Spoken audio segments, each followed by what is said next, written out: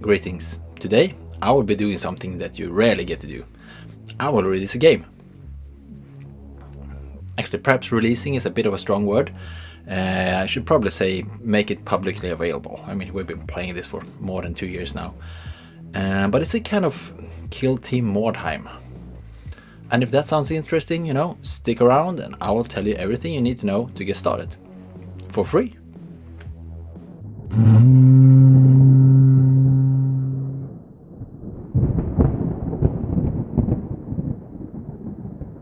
The game is called Ymborg. It's been mentioned, from time to time on this channel before. And if you at any rate find this idea of kill team Mordheim appealing, I suggest you just give it a try.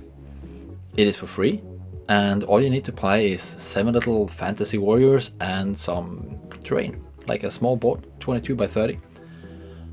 And in the next few minutes I will just tell you the 5 little things that you need to know in order to get started.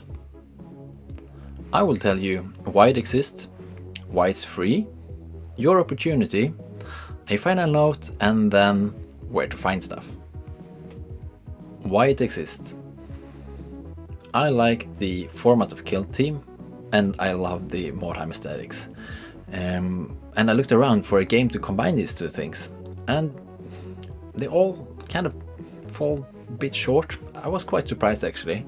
I mean, some games like Frostgrave, they come really, really close, but this is my hobby space. I obviously need a small board, like a proper small board, and stuff like that. So no one really ticked all the boxes, and then suddenly one day I just came to the idea that, why not just write some fantasy profiles for Kill Team, and then play Mordheim with Kill Team rules.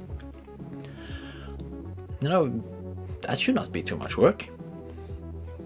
And while at it, we could just fix some small, like little issues like the armor in close combat and the Space Marine sock problem. That was in summer 2022. To play your first game of Ymborg, you don't need to know exactly what happened since then. It will likely be a separate video, where I explain some of the key differences and so forth. But what I want to convey here is that while it in essence is Kill Team Mordheim, this is not just me trying to profit on the Mordheim brand or something. It's been quite a while since it was just fantasy profiles for Kill Team. So let's jump to the next part. Why is it free?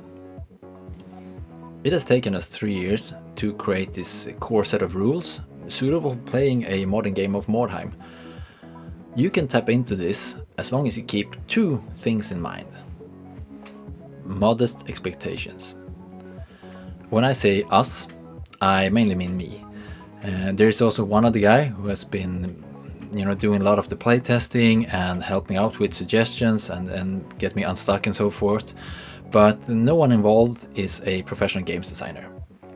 That is not the same thing as saying no one involved is competent. I mean, the game runs as smooth as any of the commercial products. It's just that no one involved does this for a living. We both have regular jobs and real world lives to tend to, so what you need to keep in mind is that the game moves forward in the pace that is possible. We created this game because we want to play it, not to get rich. But what I understand, from the sort of modern Mordheim is that that does not have to be a bad thing. Some people actually like when there is no constant, new content push.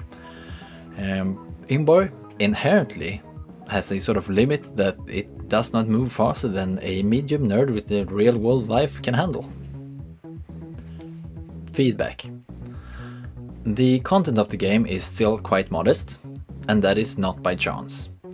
If you have any sort of experience from game design, you will know that the hard part is not coming up with new exciting ideas, it is to retain the level of quality. There is no Kickstarter, there is no Patreon. What we want is feedback. We simply do not have the capacity to playtest at the same rate as we would like to. Don't worry though, there is a simple system set up so that we can get everything we need, almost everything we need or want from you in just a few minutes.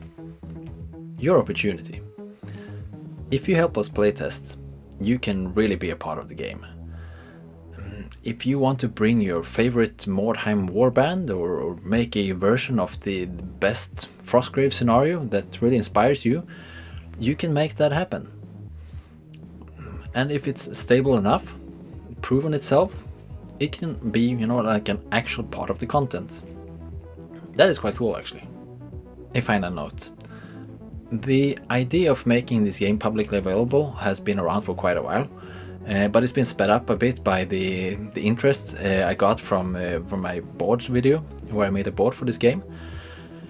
And while everything is not quite up to the actual real plan, I spent about a month cleaning things up, making sure that there is the best possible entry point from the currently available material. Which brings us to the next part.